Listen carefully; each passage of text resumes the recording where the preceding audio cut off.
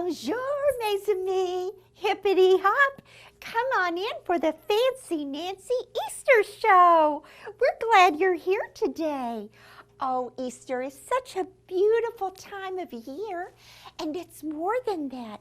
It's a very important time for families and traditions, and I hope you will let me know some of yours because I'm going to tell you about some of my family traditions. When it's Easter time, oh, the girls in my family get real excited about our Easter outfits. And the boys in our family don't get real excited because they know they'll have to dress up handsome too. And we go to church and we celebrate, and then we come home and we have a big dinner together and we hunt eggs. And oh, I'm sorry, I'm just so excited. I forgot. I have some books to share with you because after all, this is the book club.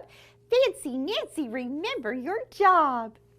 Well, it just so happens I have some Easter books to share with you. I went to the library and was so pleased with the number of Easter books that there are. You can read everything you want to know about rabbits and flowers and springtime and robins, and I had a hard time picking the books I would share with you today, but these are some of my favorites. The first one is called Wake Up, It's Easter. And we can tell by the cover that there is a rabbit in the story, and here's another little rabbit. The author is named James Crooke. The illustrator, I think it's Crooke Weldon. They are from Germany, and I apologize if I'm pronouncing their names incorrectly. But this book is all about when it's time to wake up at Easter, and the world is awakening too. The trees are getting buds on them after the long winter. Flowers are pushing up through the ground and blooming, and it's like the world is waking up again. This is Mr. Crooke. He is our first character we meet in this story. He's a raven, and he's just sitting around on his tree limb. Here's his very nice home with several little rooftops and a hammock where he relaxes. And he knows it's up to him to help spread the message, Easter messages to everyone. So he gets ready and he dresses up in his flying clothes and he takes off to travel to see some other folks who need to know that it's Easter. First, he goes to meet Vicky Bowl. A vole is similar to a little mole or a little creature that lives underground most of the time. And when Vicky first sees the raven, she's a little frightened because birds can be an enemy to her kind. Well, the raven is, of course, not going to be scary to Vicky after he speaks to her and gives her the message. And he explains to her that it's Easter time and she needs to get ready. So just like the folks at my house have a lot of getting ready to do at Easter, Vicky has some work to do too. She gets up, she looks at the beautiful sky and says, I need to freshen up. So here she has a little handkerchief making a shower curtain for her. And I love the way the illustrator made a shower for Vicky Bowl. She has a watering can here, and it has a little rope on it attached to her tail.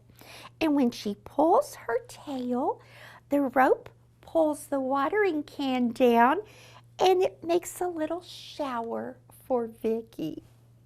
And she gets all ready for Easter time. The story goes on with many more characters, and we see what all the animals do to get ready for Easter in the springtime. I know you'll enjoy the book and the delightful illustrations. So don't forget, wake up, it's Easter. One of our favorite illustrators and authors that we feature on the book club quite a bit is the fabulous author and illustrator Jan Brett. We have shared many of her books before, and they're just entrancing to me. Entrancing is a fancy word that means it's like I look at the cover and the book just pulls me in and makes me want to open the pages and read her story and spend time looking over her very detailed illustrations. There's so much to see, and sometimes I have to look through the book 2 or 3 times to appreciate all of the gorgeous artwork. This book is called The Easter Egg, and on the cover, if you look closely, you can see all different kinds of Easter eggs that have been created by the rabbits. This is Hoppy.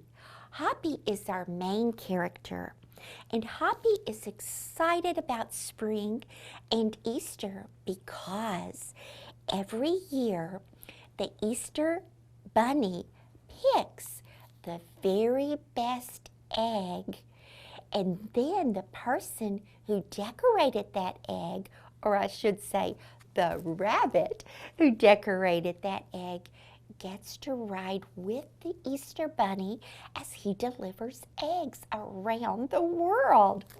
So Hoppy is very excited about the idea of the first time he has ever created an Easter egg.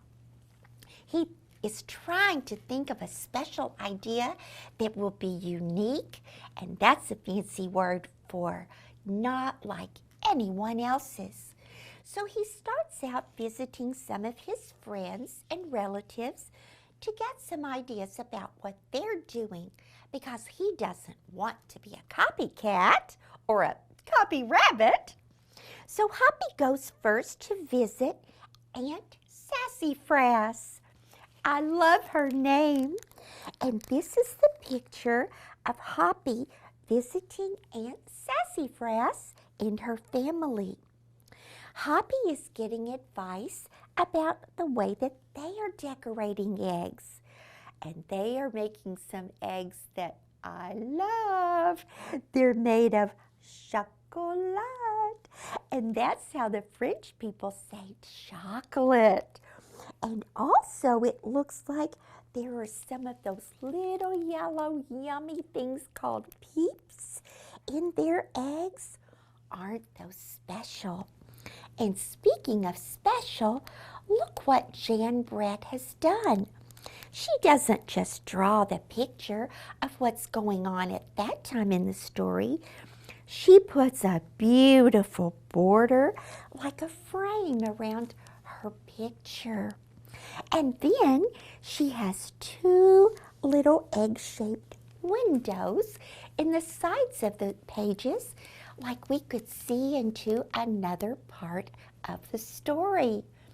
That's a lot of extra work for an illustrator, but a lady like Jan Brett loves to draw and make big details, such as the birds in the story.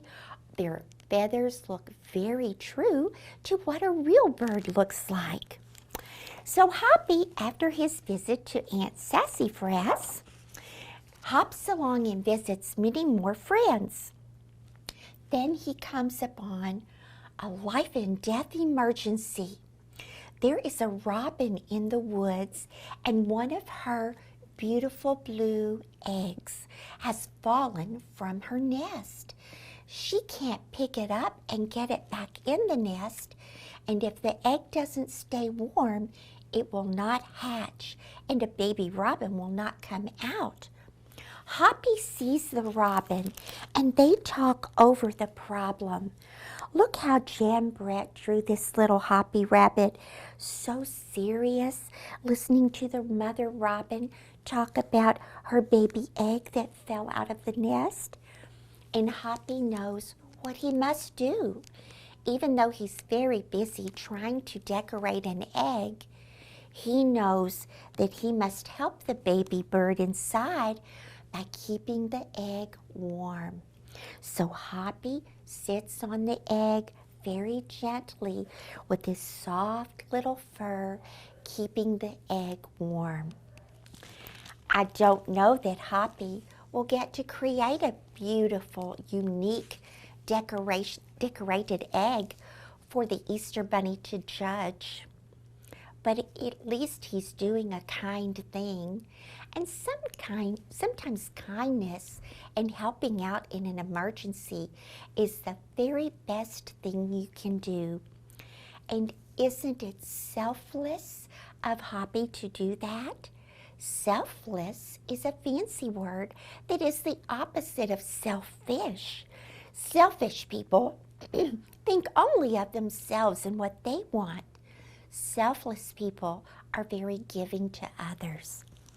I hope you will check out Jan Brett's book, The Easter Egg, so you can examine more closely the beautiful artistic eggs in this book, and also to find out what happens to Hoppy and if he ever gets to meet the Easter Bunny or how his day turns out.